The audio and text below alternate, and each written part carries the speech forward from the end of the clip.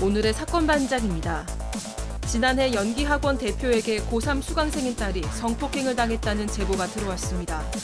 피해자는 사건 이후 대학 진학도 포기하고 정신과 치료를 받고 있습니다. 식당에서 주문한 음식을 모두 먹은 뒤 환불을 요구한 손님 때문에 속상하다는 자영업자의 사연이 전해졌습니다. 손님이 환불 과정에서 음식에 대해 이런저런 트집을 잡았다는 주장입니다. 뾰로롱! 안녕하십니까. 자, 오늘도 덥고 시간은 짧고 드릴 말씀이 많고 그래서 바로 시작하고 좋습니다. 자, 진실 추적자 사건 반장 시작합니다. 골프 여제 박세리 씨가 내일 기자회견을 합니다. 최근 불거진 이 부친의 사문서 위조 혐의에 대해서 말이죠. 이 건과 관련해서 억측성 기사들이 나오고 있어서 직접 카메라 앞에 선다 뭐 이런 건데 박세리 씨가 소유한 대전 유성구의 집, 진짜 온 가족이 모여 사는 그 큰 집, 방송에도 나왔다고 하죠. 역시 이 부친의 문제로 최근 강제 경매 개시 결정이 나기도 했다 이런 보도가 나오고 있어서 이래저래 좀 복잡한 것 같습니다. 내일 회견 내용 저희도 주목해 봐야겠어요. 자, 오늘 출연자 소개 올리죠. 예. 자, 백다희 아나운서, 양지열 변호사, 박상희 한국열린사이버대 교수, 박지훈 변호사, 그리고 박준의 수호 선생님 나오셨습니다. 안녕하세요. 안녕하세요. 양지열님 나오는 날만 기다려집니다. 신 부산의 젊은 할머니 박숙희님. 예. 자, 섬유 근육통으로 입원했다 퇴원했어요. 역시 집이 최고입니다. 신랑 박재범, 아들 박세영 모두 건강하자 하신 부산의 최현선님. 자, 93살 노모랑 같이 먹으려고 포도를 저렇게 샀는데 안에 거미가 있어요. 무서워서 개봉을 못하겠습니다 하신 조경수, 박은숙, 모녀님. 우리 엄마 이종례 여사가 19일 뇌동맥류 시술차 서울 성모병원 입원합니다. 응원 좀 해주세요 하신 김성희님.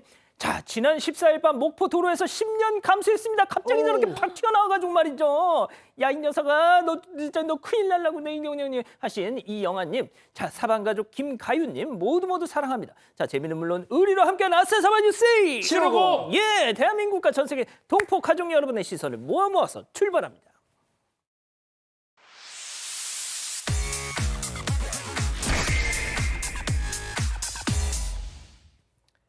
첫 번째 가보죠.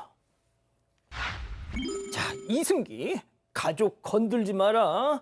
자, 가수 겸 배우 이승기 씨 뭐 바람 잘 날이 없습니다. 며칠 전에는 이 장모인 배우 견미리 씨의 전 남편 배우 이명규 씨 때문에, 그리고 이번에는 장모의 현재 남편 때문에 입길에 오르고 있는데요. 자, 양 변호사님, 이 장인의 주가 조작 혐의에 대해서 최근 대법원이 무죄 원심을 깨고 파기환송을 했습니다. 자, 이승기 씨도 입장을 내놨더라고요. 네, 그렇습니다. 이 장인이 했던 건 일종의 주가 조작입니다. 23억 7천만 원 가량의 차익을 얻었다라는 혐의로 1심에서는 유죄를 선고하고 징역 4년형을 선고를 했었는데 항소심에서 무죄 판결을 받았거든요. 그런데 대법원에서 다시 유죄 취지로 파기환송을 해서 이제 재판을 다시 받아야 하는 그런 입장입니다.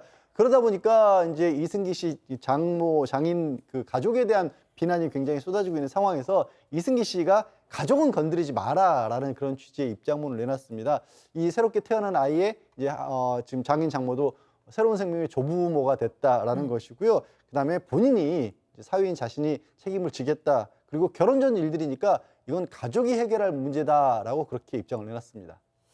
자, 그런데 뭐 이승기 씨가 결혼하기 전에 벌어진 일이다 보니까 뭐 이해한다는 목소리도 있고, 또 한편에서는 이 피해자 입장은 생각도 안 하냐, 지금 물화통이 터져 죽겠는데 하는 뭐 반론도 있고 말이죠. 두 가지 시선이 있는 것 같아요. 이승기 씨가 예전에 소속사하고 분쟁했을 때 했던 말이 있어요. 그 어떤 말이냐면, 누군가의 흘린 땀의 가치가 누군가가 욕심 부려서 부당하게 써서는 안 된다.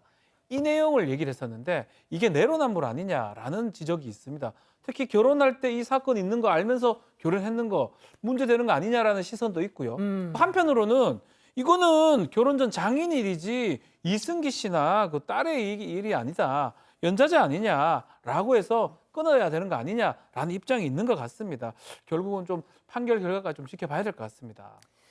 자, 그렇군요. 알겠습니다. 자, 다음 또 이어가죠.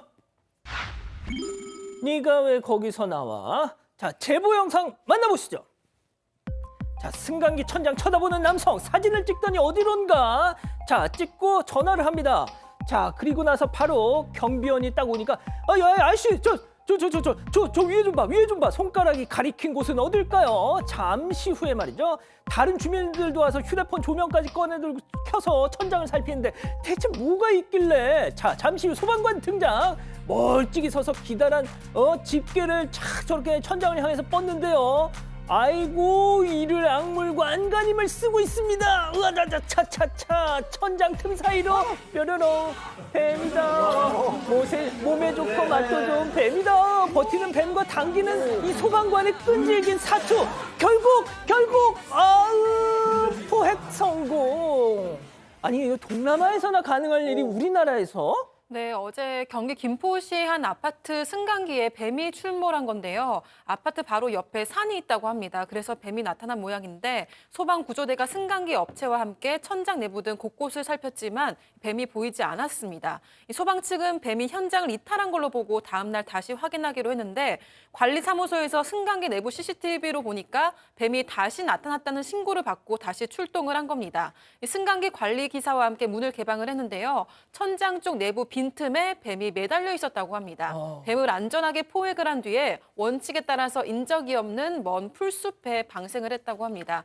김포 소방서 관계자는 뱀을 목격하게 된다면 무조건 그 자리를 피하고 즉시 119에 신고하길 바란다고 전했습니다. 자, 박 변호사님, 저 소방관 대원분의 표정 보세요. 차차차차 막 줄다리기 하듯이 말이죠. 무섭잖아요. 예, 저 박 변호사님, 예. 어린 시절 뱀 좀 잡아보셨죠? 제가요? 예, 제가 시골에서 잠깐 있었는데 저희 사촌 형이 예. 뱀을 잡긴 잡았는데 실력이 좀 필요합니다. 아, 진짜. 잘못 잡다가는 어. 물리기도 하고요. 오. 독이 있으면 또 큰일 나니까 아유, 뱀 주위에 가면 안 되겠죠. 뱀 조심하세요. 예. 자, 뱀 발견하시면 주저하지 마시고 119에 신고를 하시는 게 좋을 것 같습니다. 좋습니다. 자, 다음 이어가죠. 황당 아파트 게시글입니다. 자, 사방 가족께서 아파트 엘리베이터를 타셨다가 황당한 글을 보셨다고 연락을 주셨어요. 만나보시죠. 자, 입주민이 써붙인 걸로 보이는 저 공지글. 제발 집에서 생선 튀기고 구워 먹지 좀 마. 생선 기름 냄새. 너무 역겹다 진짜. 나 비위 완전 약한데. 아니 내가 내 집에서 생선도 못 구워 먹으니까 나중에는 아주 그냥 청국장도 끓여 먹지 말라고 할 것 같은데요, 교수님? 네, 제보자가 사시는 집이 1990년도 후반에 지어진 집이라서 좀 이제 오래되기도 했고 이제 어르신들께서 많이 거주하고 계시대요. 근데 요즘은 좀 신혼 부부나 젊은 사람들도 오는데 엘리베이터에 저런 거를 이제 어떤 젊은 사람이 붙여놓은 거예요. 그러면서 제발 집에서 생선 좀 구워 먹거나 튀겨 먹지 말아라. 냄새가 위로 올라와서 너무 역겹다라고 썼는데 관리사무소에서 바로 띄웠지만 또 다음 날 또 붙여 있었다고 합니다. 그런데 도대체 생선구이 안 해 먹으면 도대체 뭘 해 먹어야 이분의 마음에 들까요? 그냥 밀키트 그냥 아니면 렌즈에 넣어서 꺼내 먹는 거 이런 거 먹어야 되나요?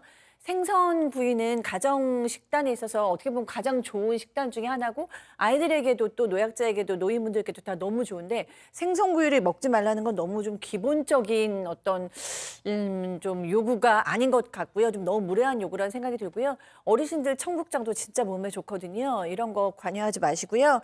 그냥 문 열고요. 그다음에 담배 연기나 페인트 같은 거 아니면 좀 가만히 계시는 건 어떨까 하는 생각이 듭니다. 양 변호사님은 어떠세요?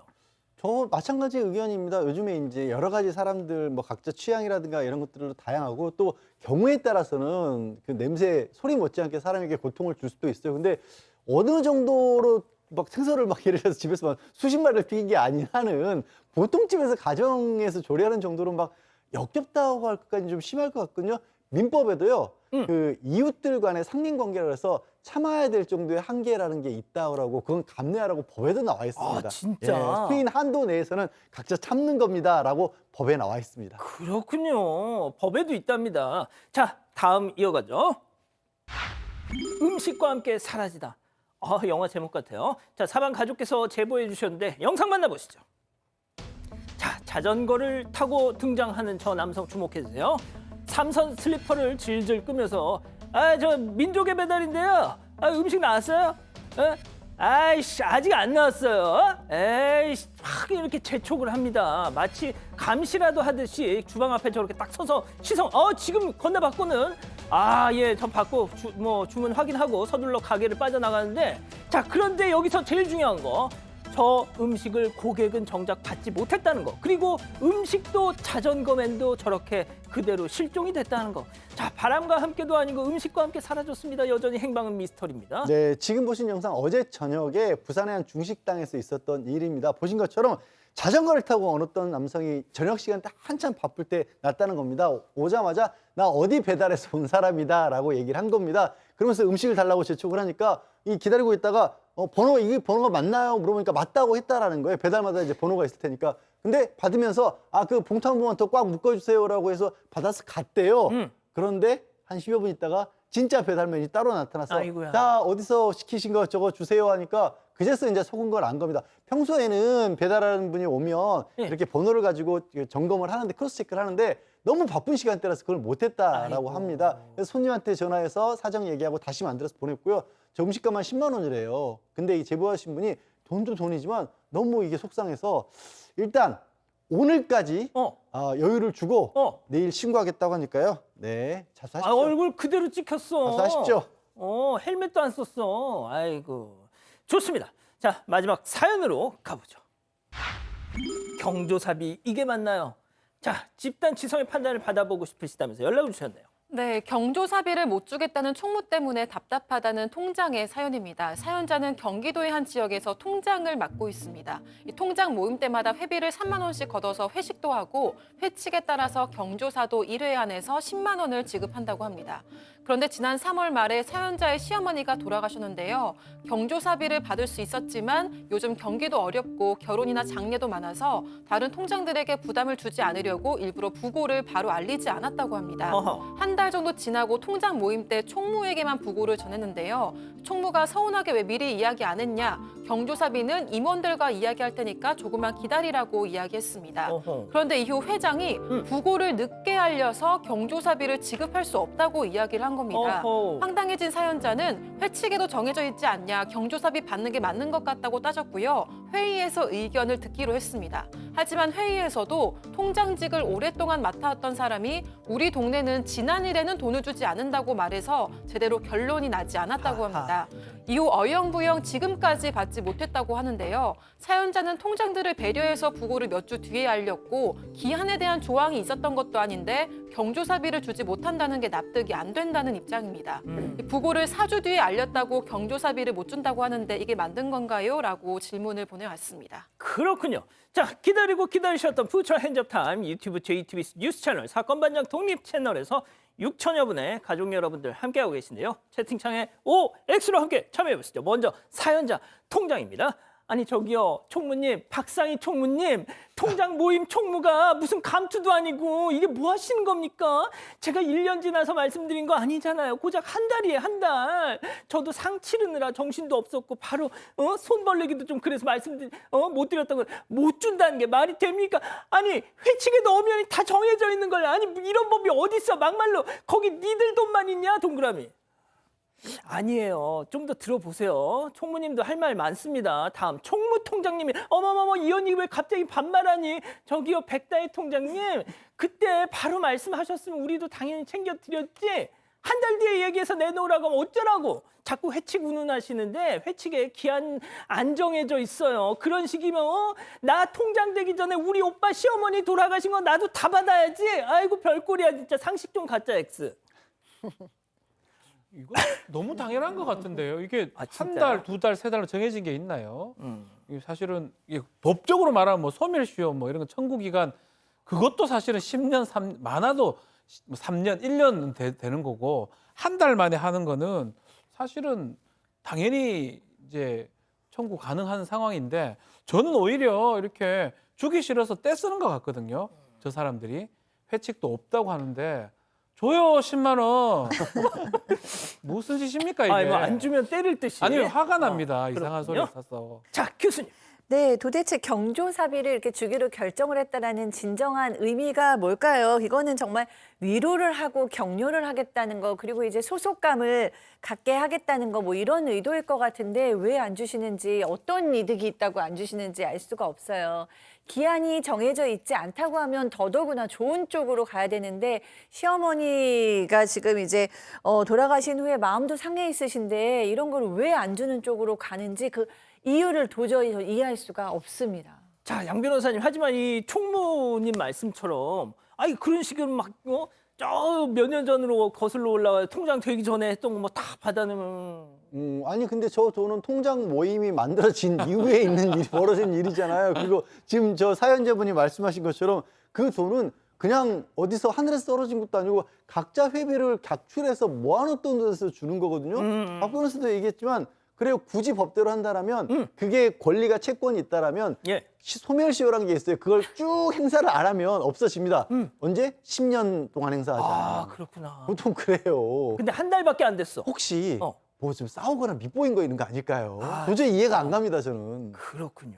자, 우리 가족 여러분들 뭐라고 하실까요? 네, 경조사비를 줘야 된다는 의견이 많았습니다. 군산 사는 남원땡님, 회비에서 주는 건데 왜 안 주나요? 라고 하셨고요. 손공주님도 늦어도 줄 건 줘야 합니다라고 하셨습니다. 하지만 W 제임스님은 경조사가 있으면 즉각 말하는 게 맞지요? 라고 하셨습니다. 그렇군요.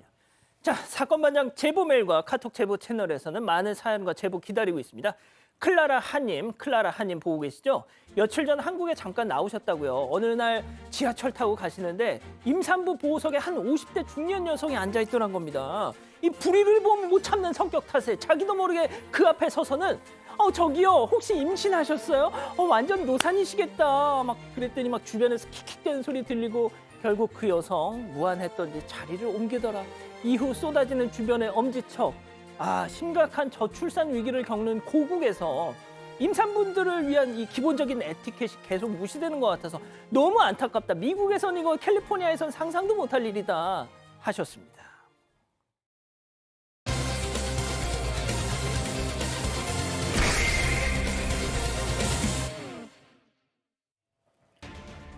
소개차림으로 무릎을 꿇고 있는 한 남성. 누군가를 향해서 미안하다며 싹싹 빌고 있습니다.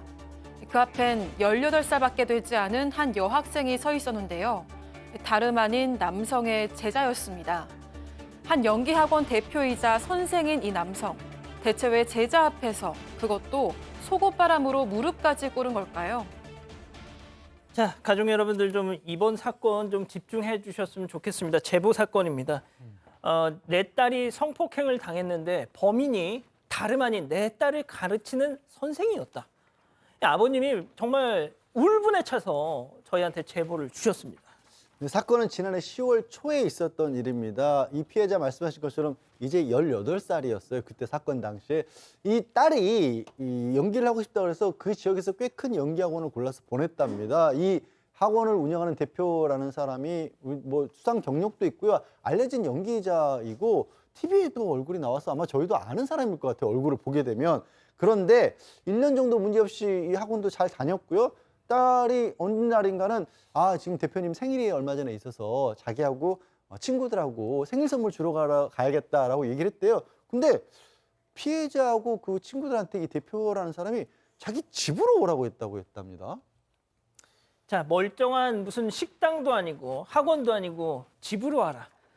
벌써부터 좀 이상하시죠? 친구들과 함께 찾은 그 선생의 집, 대표의 집, 선생의 집, 더 충격적인 일이 벌어졌습니다. 제보자 아버님 얘기 직접 들어보시죠.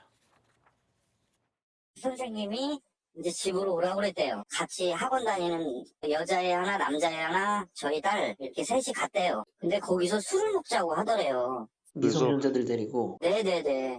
근데 그러면서 이제 시간이 지나고 나서 야 니네 먼저 가. 얘는 상담 좀 하고 선생님이 데려다 줄게 걱정하지 말고 니네 둘 먼저 가 해서 둘을 보내더래요. 제가 이제 좀 어려워져서 학원비를 몇 달을 못 낸 게 있어요. 3개월인가를 밀린 게 있어요. 근데 이 가 하는 얘기가 너 지금 선생님이랑 이렇게 해서 한번 하면 그 학원비도 안 내도 되고 다 끝나는 거라고. 자, 왜 집에 갔느냐? 혼자 간 거 아닙니다. 오해하지 마세요. 다른 친구들, 같은 학원 친구들하고 여럿이 같이 갔습니다. 예? 자, 그런데 딱 들어보시면 아시잖아요. 미성년 제자들 집으로 초대해놓고 술을 먹였습니다. 학원 대표라는 사람이, 선생이라는 사람이. 네, 맞습니다. 제보자인 피해자 아빠 주장에 따르면요. 피해자는 이날 학원 대표 선물이라며 할아버지가 직접 재배한 포도 한 박스를 들고 학원 친구 2명과 함께 대표 집을 찾았습니다.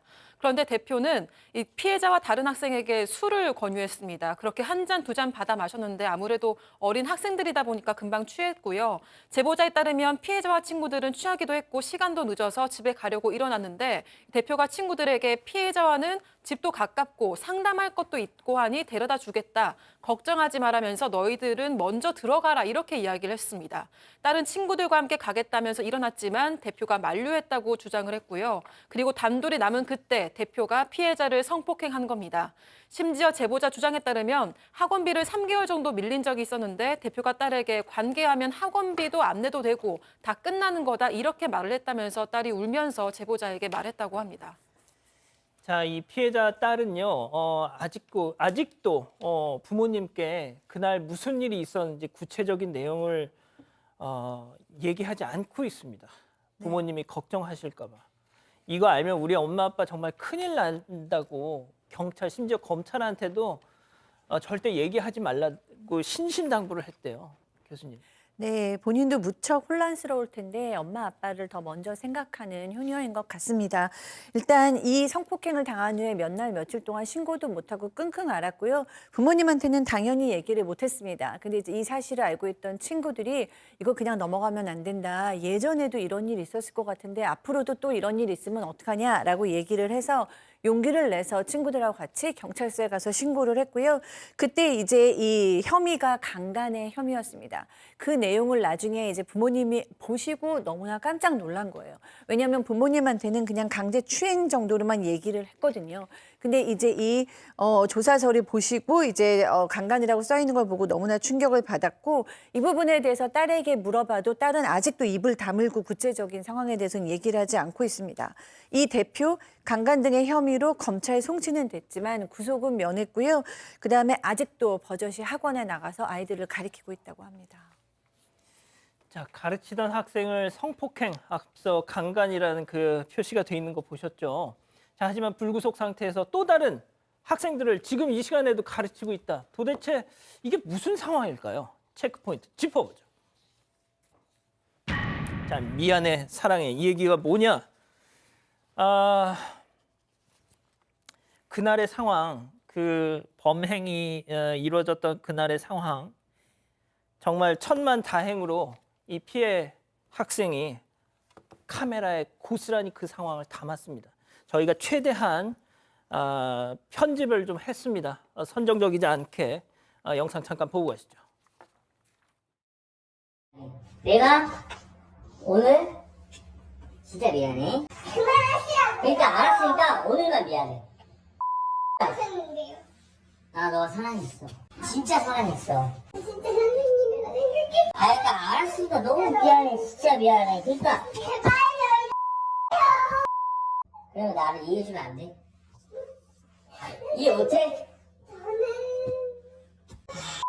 그러니까 내가 오해했어. 미안해. 뭘로 해요? 두 번이나 말했는데. 난 몰랐어. 진짜 너 한 번만 용서해주면 안 돼? 알겠어. 나 진짜 죽을 것 같아.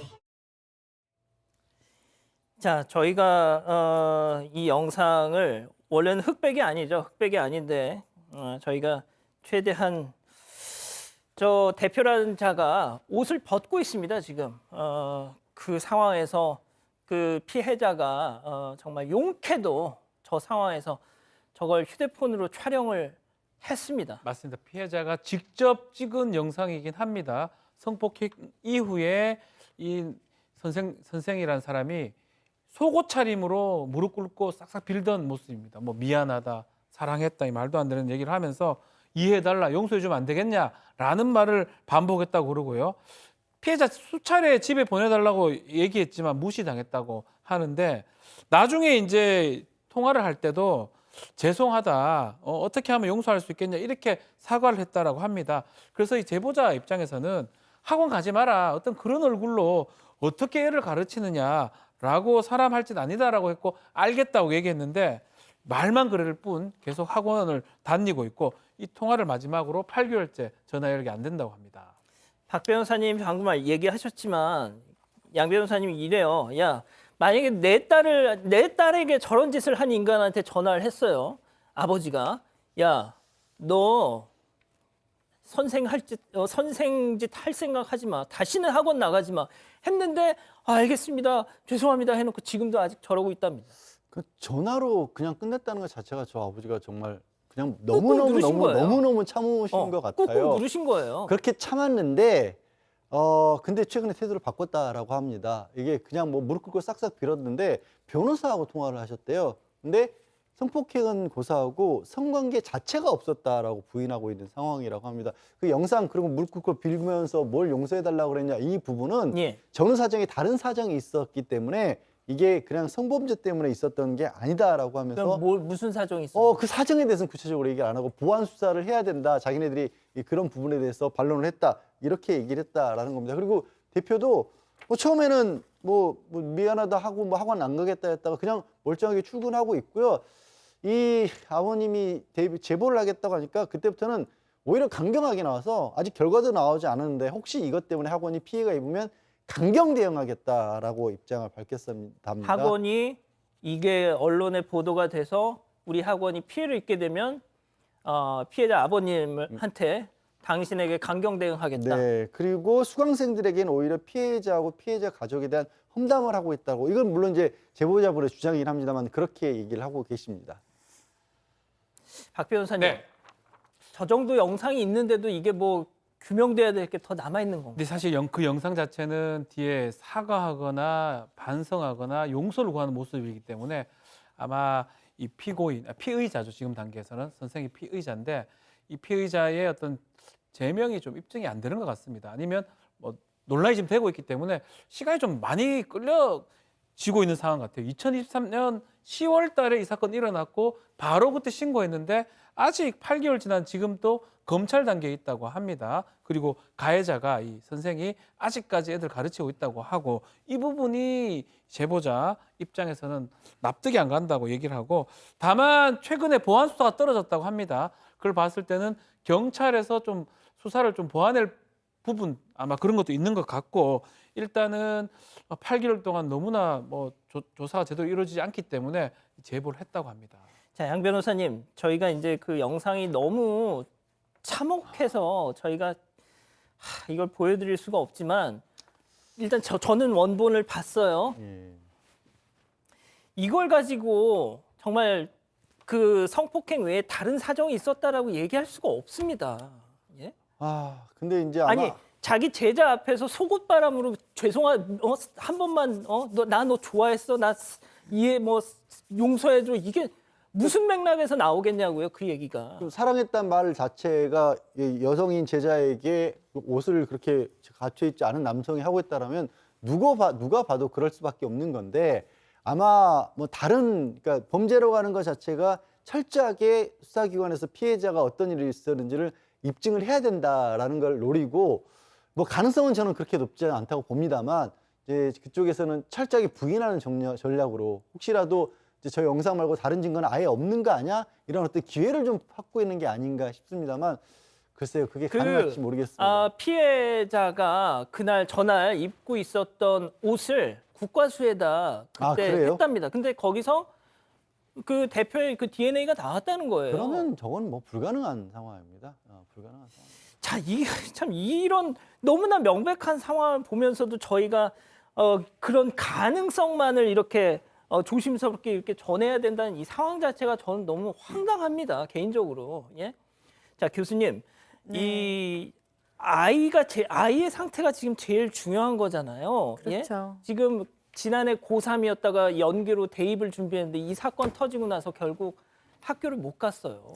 네, 그러니까 학교 못 가고 또 병원 상담 받고 있고 친구들은 합격을 했는데 아빠 나 연기 괜히 했고 학교도 괜히 다녔어 이럴 줄 알았으면 이런 얘기를 해서 이제 아빠 마음이 무너졌어요. 이사도 했다고 하고 아르바이트도 했다고 하는데 지금 이 성폭행을 당한 사람들은 특히 또 이 어릴수록 또 반드시 자책을 하는 시간이 있거든요. 나 때문에 일이 망쳐졌다라고 생각하는데 절대 그렇지 않습니다. 잘못한 사람은 미성년자의 꿈을 짓밟은 선생이라는 이름으로 짓밟은 사람이지 학생이 어떤 죄가 있겠어요. 그래서 정말 자책하지 마시고 물론 이 시간은 좀 치유의 시간, 쉼의 시간이 필요합니다. 쉬시고 나서 다시 힘을 내셔서 꿈을 다시 꿈을 꾸시고 그 꿈을 향해서 걸어 나가셨으면 참 좋겠습니다. 예. 자, 계속 좀 지켜보죠. 이렇게 정리하고요. 두 번째 사건 이어갑니다.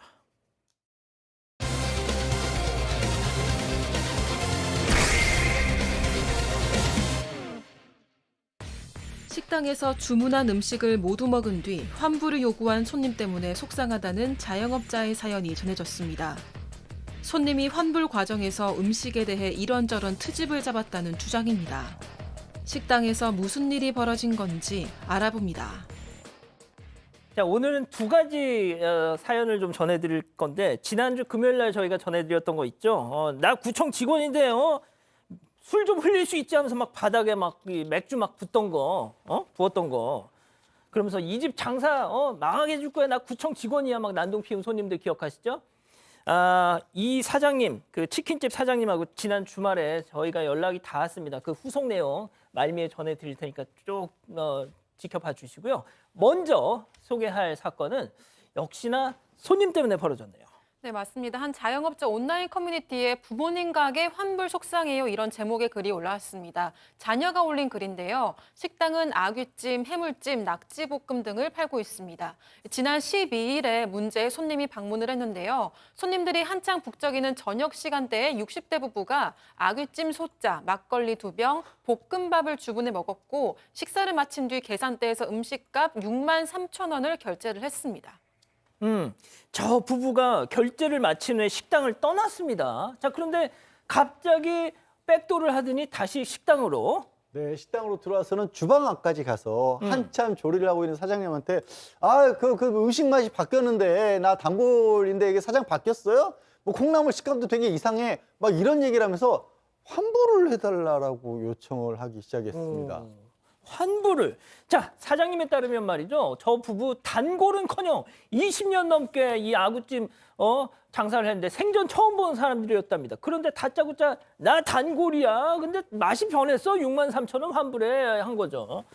무려 1시간을 넘게 냠냠쩝쩝. 그런데 사장님은 식사 다 드신 거 아니에요? 물었는데 이런 답이 왔다는 겁니다. 체크포인트 짚어보죠. 전날 굶어서 억지로. 자, 교수님.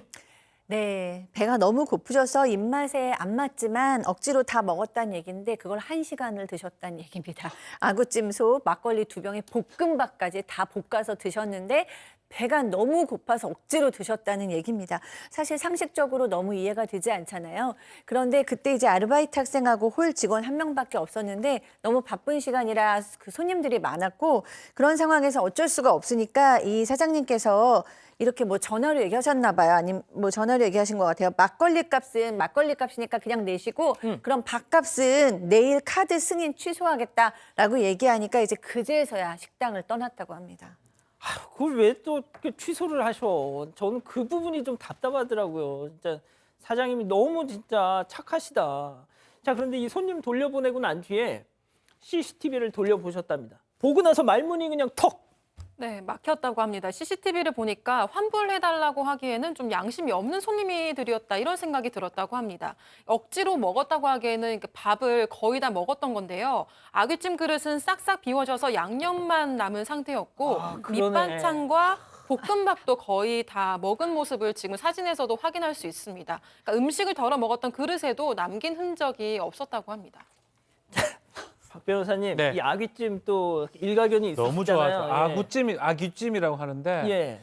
자, 이런 말씀 좀 드리기 조금 불편할 수 있는데 불편합니까? 아귀찜은 어지간하면 맛있습니다. 아, 진짜. 매콤하고요. 콩나물 들어가고 아귀가 뭐 달라집니까? 아귀를 이제 아귀라고 하니까 좀 공포스러워. 아구찜, 예. 아귀찜. 그게 사실은 이건 핑계일 수밖에 없어요. 매콤하게 먹는 거 다 먹었잖아요, 지금. 환불을 하려면 기본적인 어떤 태도가 뭐냐면 뭔가 하자가 발견되거나 예컨대 뭐 이물질 같은 게 있다든지 아니면 정말로 100번 양보했다고 할 때 첫 술 뜨고 못 먹겠다. 이래 돼야 되잖아요. 저 다 먹었잖아요, 지금. 다 먹고 볶음밥까지 다 먹고 이걸 지금 환불한다. 이게 말이 됩니까? 이게 말이 됩니까, 이게? 화가 나면 저는 군침 막 돌거든요. 보기만 해도 화가 납니다. 저녁 안 드셨나요? 저녁 조금 먹었어요. 예. 자, 이 사장님은 20년 넘게 장사하면서 저런 손님을 처음 보셨대요. 저 손님들이요. 60대 부부셨답니다. 60대 부부 양 변호사님. 그러니까 진짜 저 사건 반장하면서 별 사람들을 다 보게 되는데 압권이네요, 진짜. 사실 이거 글 올리신 분은 이제 식당 하시는 분 아니고 어머님이 이런 일을 겪으신 게 자기가 있었으면 아마 환불 안 해주고 신고했을 거라고 말씀을 하고 계시거든요. 또 어머님 일하시는데 뭐 손님들 많고 바쁘고 그래서 그냥 환불해 주신 것 같다라고 하는데 글쎄요, 좀 그때 당시에 그 어떤 얘기를 했는지에 따라서 좀 달라지긴 하겠지만 영업방해가 될 수도 있을 것 같고요. 위력을 진짜요? 보였다라면 아니면 또 이게 돈을 되돌려 갔잖아요. 6만 3천 원이나. 저는 조심스럽지만 공갈 같은 게 될 여지도 있지 않을까 싶습니다. 이거 돈 뺏어간 거죠. 자기 먹을 거 다 먹고. 그래서 이거는 그냥 넘어가기에는 좀 너무 억울한 상황이네요. 그렇군요. 자, 그리고 저희가 앞서 말씀드렸던 거 있잖아요. 자칭 구청 직원에게 장사 망하게 해줄겠다 뭐 이런 협박을 드렸던 이 치킨집 사장님. 금요일에 저희가 전해드렸었는데 방송이 나간 이후에 주말에 방송을 보셨다면서 연락을 주셨어요. 제가 통화를 했는데 사장님이 그 해당 구청에 찾아가서 관내 그 구청에 찾아가서 진짜 이 사람들이 구청 직원이 맞는지 확인을 해보셨답니다. 사장님 얘기 들어보시죠. 사장님 어떻게 그 뒤로 와가지고 사과를 했나요? 아니요. 제가 사과 받으려고 구청에 갔는데 예. 구청 직원 맞고요. 제가 이제 와이프 데리고 갔거든요. 그게 앞에 이제 민원실이 있지 않습니까? 민원 이제 상담하시는 분이라 해야 되나? 뭐 설명해 주시는 분이 있길래 CCTV 이제 원본 사진 보여주면서 이분 아시냐 하니까 안 돼요. 자기 직원들 맞고. 근데 이게 개인정보법 때문에 이름이랑 뭐 그런 걸 말을 못한다 하더라고요. 무슨 일인지 자세히 말해주시면 저희가 면담 일정이랑 뭐 잡아서 추후에 연락 줄 수 있다 이런 식으로 말하길래 그래서 일단 나왔거든요. 사장님이 처음에 글을 올리셨을 때 지역을 특정하지 않았습니다. 왜? 행여 보복을 당할까 봐. 자, 그래서 제가 여쭤봤죠. 아니 사장님, 그 지역을 말씀 안 해주시면 어떡하냐. 도대체 어느 구청, 어느 지역이냐. 대구 중구청이었습니다. 예? 네. 참, 이게 진짜 어쩌면 좋습니까? 예? 그렇습니다. 이 구청 직원은 맞았던 거고요. 이제 많은 우리 시청자 여러분이 기억하실 거예요. 지금 저렇게 와서 맥주를 떨어뜨리는 척해서는 알고 보니까 CCTV를 보니까 맥주를 아래다가 버리고 있었고 그게 지나가다가 누가 미끄러질 수 있다라고 생각한 여자 그 사장님의 부인인 여자 사장님이 키친타올로 이제 닦으니까 다 같이 나갔다가 다시 들어와서 내가 누군지 아느냐. 나 여기 구청 소속의 직공무원이다. 이 장사 망하게 해주겠다. 라고 얘기했고 건너편에 있는 분은 SNS로 망하게 해주겠다 뭐 이렇게 얘기를 했죠. 이 정말로 구청 직원인지 궁금하셔가지고 이 구청에 가서 거기 민원실에서 물어보니까 이 손님 2명의 사진을 보더니 우리 직원들 맞다라고 지금 얘기한 상황인 거죠. 자, 박 변호사님. 예. 그런데 문제는 이 방송이 우리 사건 반장만 나간 게 아니라 다 나와서 그런데 아직까지도 자진 납세를 안 해요. 민원실에 갔다고 하잖아요. 가서 사과를 받으려고 또 기다려봤는데 다음 날도 안 오고 그 다음 날도 안 오고 이제 사과 받는 거 이제 받기 싫다 그런 마음 사라졌다라고 합니다. 구청 직원이 뭔데요? 아무것도 아니거든요. 아무것도 아닌 거. 뭔데요? 그래 그래 높지도 않잖아요. 오히려 봉사해야 되잖아요. 아무 거긴 해요. 아무 건데 행패를 부리면 안 되잖아요. 맞습니다. 행패 부리는 거잖아요. 공복 아닙니까? 공복. 깡패 뭐 건달입니까? 행패 부리고 술 자기가 먹다가 못 먹으니까 버려놓고 그 창피해가지고 와가지고 협박하고 지금 공갈 부리는 거 아닙니까? 어떻게 저런 행동을 해놓고 나중에 이게 다 보도도 됐는데도 아직까지 사과도 안 하고 구청장이 뭔데요? 예. 자, 교수님 짧게 좀 네. 부탁드릴게요. 네. 류규하 대구 중구청장님, 류규하 대구 중구청장님이 큰 결심하셔야 될 것 같습니다. 네, 이 부분은 정말 시민한테 사과를 좀 하도록 해야 될 것 같고요. 정말 아프니까 사장이다 이런 카페가 있을 정도로 자영업 하시는 분들 마음 상하는 일 많은데 정말 이번 건은 온 국민의 다 공분을 살 정도였기 때문에 정말 사과를 하셔야 되고요. 이 사장님 부부 폐업하신다고 합니다. 어떻게든지 폐업이요? 폐업하실 거래요. 네, 어떻게든지 열심히 일하고 싶어서 신혼부부였고 젊은 이제 부부였지만 아내가 받은 상처도 너무 크고 또 여기서 계속 한다고 해도 소문도 날 것 같고 자신도 없고 상처도 받고 조용히 일단 좀 지내고 싶다고 해서 지금은 이제 폐업을 결정하셨다고 전해지고 있습니다. 저희가 지난주에 전해드린 거 있죠. 에이드 주문해서 딱 받아가지고 에이 맛이 왜 이래 하면서 막 컵슈에다 뿌려가지고 막 내동댕이 치고 그 의정부시청 직원이라고 했던 사람 업무 배제됐습니다. 방송 나가고 나서요. 자, 대구 중구청의 대응을 지켜보죠. 이렇게 정리하고요. 별별 상담소 이어갑니다.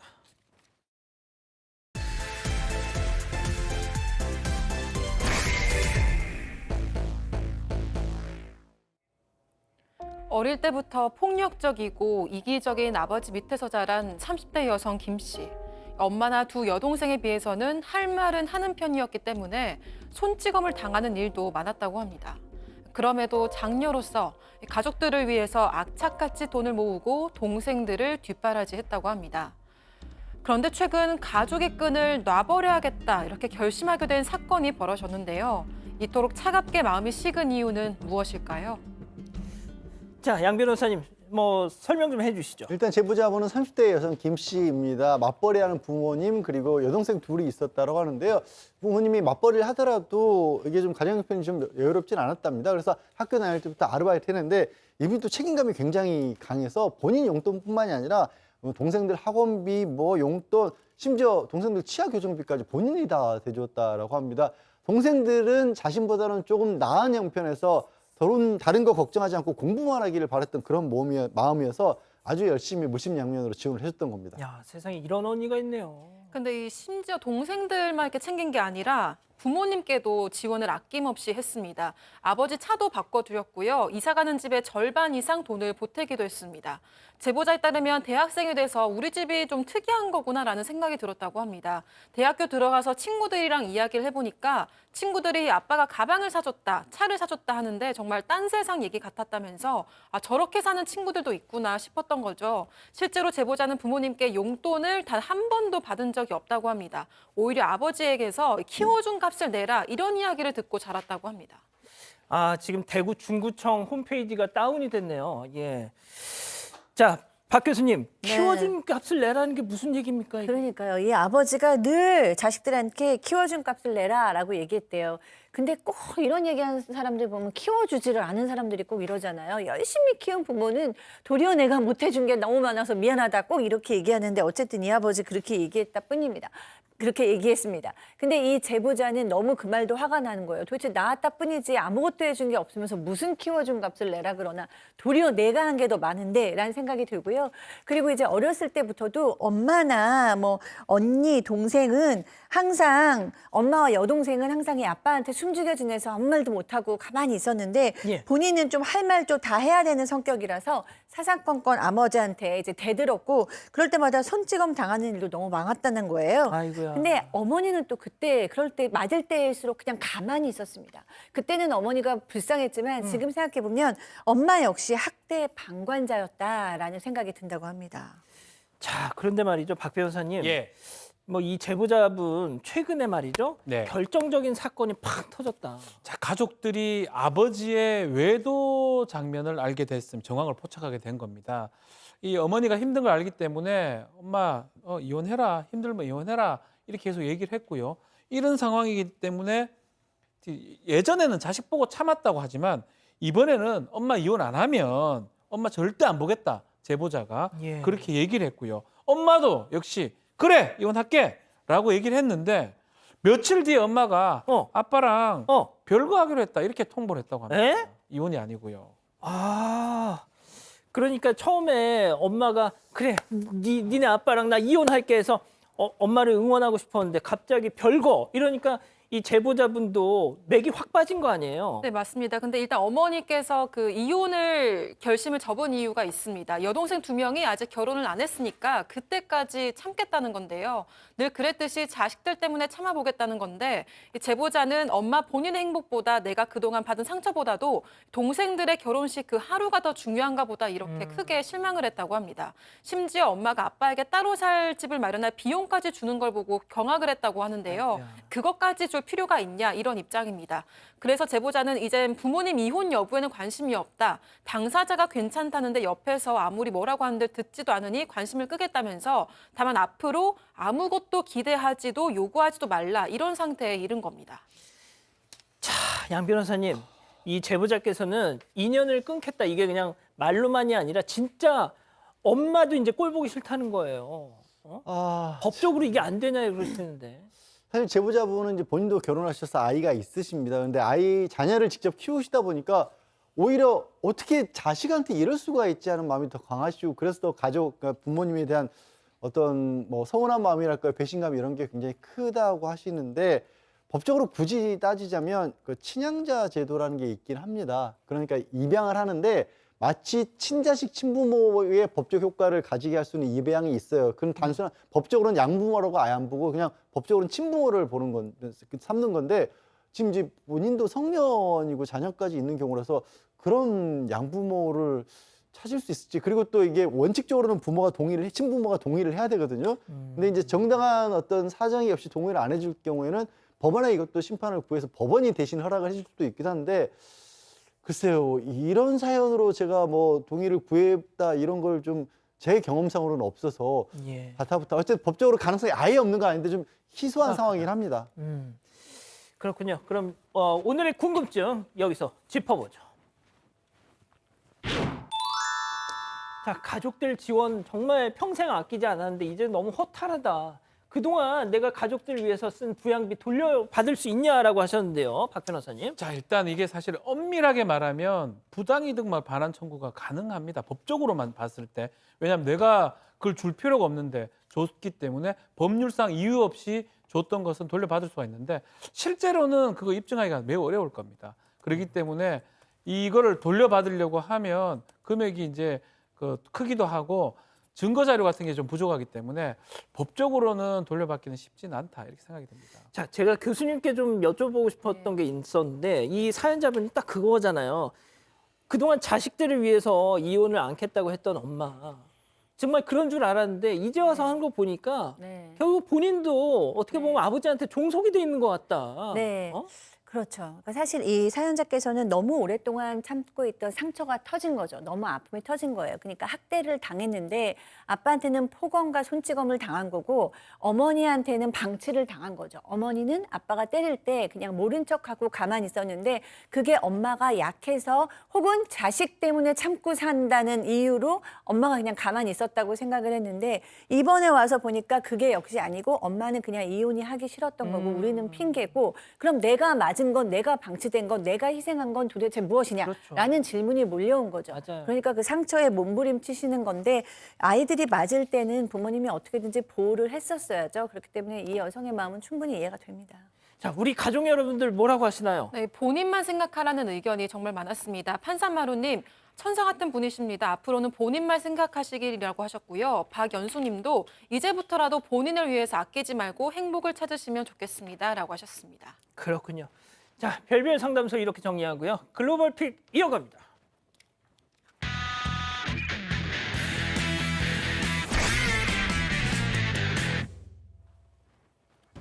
미국입니다. 건널목에 집채만한 트럭 한 대가 서 있는데요. 그때 경적이 빵 하고 들립니다.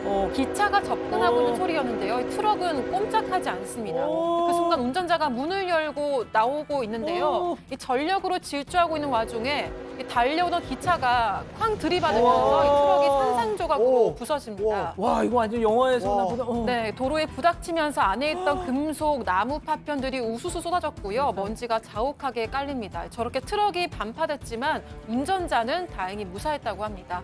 건널목에 진입을 했다가 기차가 오는 소리를 듣고 다시 후진하려고 했다고 하는데요. 그런데 순간 차단기가 위로 떨어지는 바람에 하필 트럭이 딱 끼어버렸던 겁니다. 그렇군요. 태국으로 가보시죠.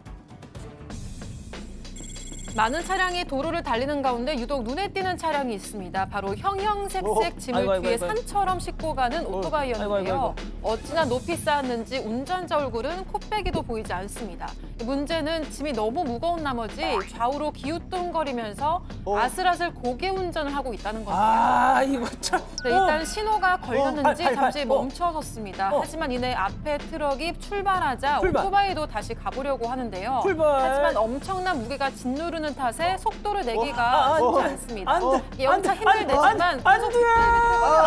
풀썩 쓰러지면서 오던 차량과 부딪혀버리고 말았습니다. 저럴 줄 알았어요. 플라스틱 밧줄 수십 개도 쓰러지고 말았는데요. 아유. 보다 못한 다른 운전자들이 오토바이를 세우는 걸 도와줬습니다. 누리꾼들은 너무 욕심부렸다. 저러다 큰 사고 났으면 어쩔 뻔했냐라면서 오토바이 운전자를 질타했습니다. 미국으로 가보시죠. 자, 수많은 사람들이 광장에 모여 있습니다. 그런데 자, 길가 중간에 번쩍 하고 불길이 일더니 하얀 연기가 사방으로 피어오르죠. 주변에 있던 일가족들 슬금슬금 자리를 피하는 사이 또 폭풍이 펑 사방으로 터져버리는데요. 아이들. 자, 수많은 빛의 파편들이 흩어지면서 사람들을 덮치고 맙니다. 와우, 이거 뭐야 이거? 전기자전거를 탄 난폭한 10대 라이더들이 이런 짓을 벌인 겁니다. 저 녀석들이요. 캘리포니아에서는 불꽃놀이 자체가 불법이랍니다. 그것도 공중이 아닌 사람들 사이에서 터뜨렸으니까 아주 위험한 짓을 한 거죠. 아이고야. 심지어 해변에서 원래 저렇게 터뜨렸다가 다시 광장으로 돌아와 한 번 더 폭죽을 쏘았던 겁니다. 그렇군요. 자, 다음은 최근 온라인에서 화제가 되고 있는 영상 함께 보시죠. 자, 손님들이 식당 테이블에 앉아 식사를 하고 있죠. 그런데 옆에 앉아있던 여성 뭔가 불편해서 헛기침을 하더니 자, 이내 손을 번쩍 들고 일어납니다. 음식이 목에 딱 걸린 거였습니다. 아이고. 같이 있던 손님들도 어떡해. 얼른 다가와서 여성의 목과 등을 두드리고 아유, 등 두드려. 저 입에 손을 넣어 토해보려고 하지만 걸린 음식이 쉽게 빠지질 않습니다. 자, 숨을 쉬기 어려워 계속 헐떡이고 이대로는 정말 생명이 위험한 상황인데요. 아유. 자, 이때 식당 종업원이 달려옵니다. 여성을 뒤에서 양팔로 감싸 안고 자, 가슴 쪽에 강한 압박을 가하기 시작합니다. 자, 음식이 기도에 걸렸을 때 하는 응급처치 하임리히법을 실시하고 있는 겁니다. 그렇게 여러 번을 누른 끝에 드디어 음식물이 빠졌고요. 호흡이 돌아왔습니다. 세상에. 여성은 자신을 구해준 종업원의 팔을 연신 쓰다듬으며 놀란 마음을 겨우 진정시켰고요. 그렇군요.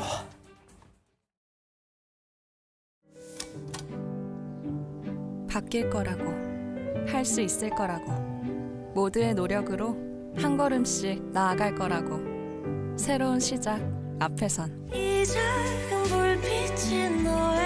불공정 거래, 시세 조종 행위를 금지하는 이용자 보호법에 발맞춰 가상자산 시장의 올바른 질서 확립을 위해 디지털 자산거래소 공동협의체 닥사와 회원사가 큰 뜻을 함께하겠습니다. 시크한 블랙은 일회용. 선택할수록 퍼울 다크로 다시 찐 블랙. 어두운 옷이 되살아난다. 새 옷인가요? 아니, 퍼울했죠. 퍼울. 야놀자 놀데이 60일간 매일매일 최신의 할인 혜택이 쏟아집니다. 이런 게 있었나? 최신식이죠. 최민식? 최우식? 최신식. 놀자 최선을 다해. 야놀자. 사랑하는 사건반장 가족 여러분, 행복한 밤 보내시고요. 저희는 내일도 4반 750 저녁 7시 50분에 다시 옵니다. 안녕히 계십시오.